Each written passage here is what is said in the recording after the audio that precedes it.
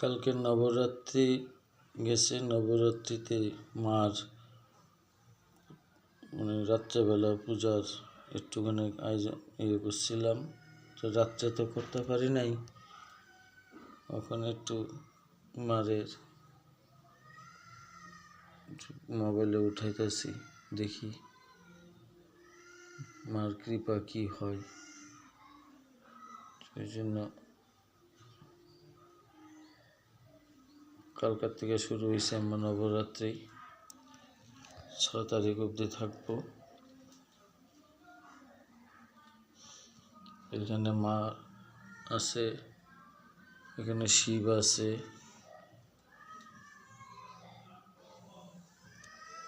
এখানে আমার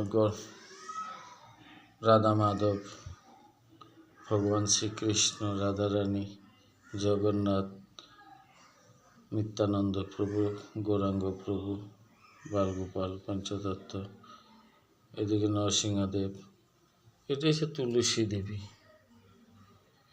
আর স্বরগোস্বামী, দীক্ষাগুরু, শিক্ষাগুরু, জগন্নাথ, এখানে চৈতন্য গৌর হরি, আমাদের এখানে ভগবান শ্রীকৃষ্ণ